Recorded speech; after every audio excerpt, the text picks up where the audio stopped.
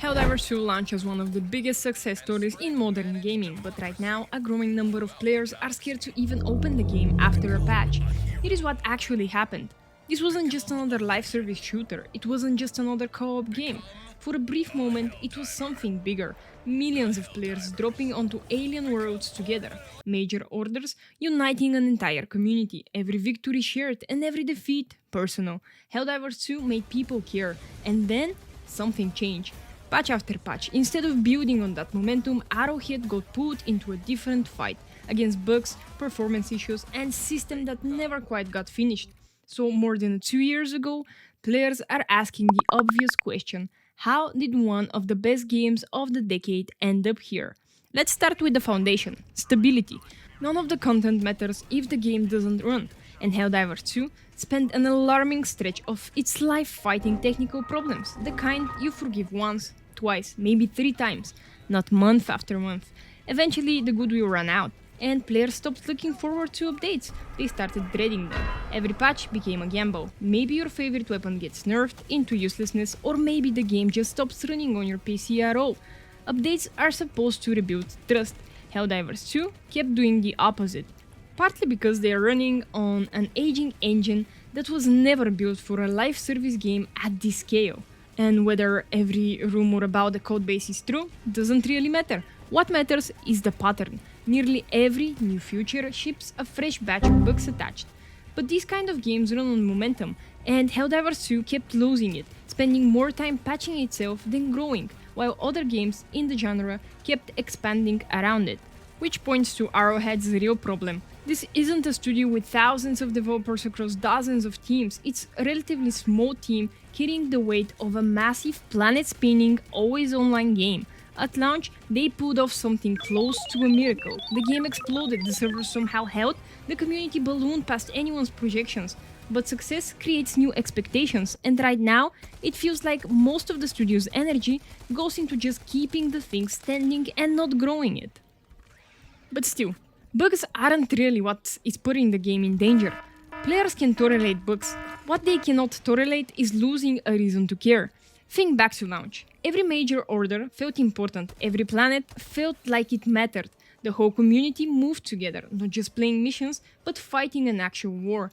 A defense campaign would pop up and people rushed to help. A new threat would appear and everyone wanted to be there for it. For a while, it worked. Helldivers 2 built something most live service games never managed, a real sense of community, where your actions felt like they mattered.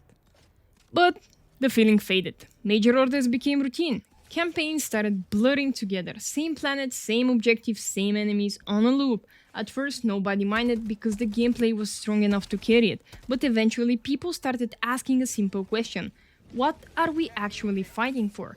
Hundreds of hours in, a lot of players found themselves exactly where they started months earlier. The war kept going, the planets kept changing hands, the major orders kept arriving, but the excitement was gone.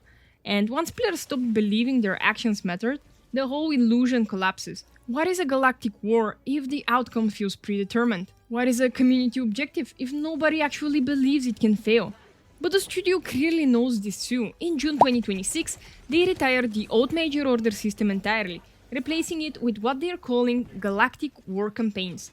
Tighter, 1 to 3 week mini-narrative with clear stakes and a guaranteed reward as long as the community hits its target. They also flipped on a new control center terminal aboard your super destroyer, so for the first time, you can actually track the story of the war from your own ship instead of piecing it together from a Discord server. It's a direct, late-stage attempt to inject meaning back into a war a lot of players had already stopped caring about. Whether it works depends purely on trust.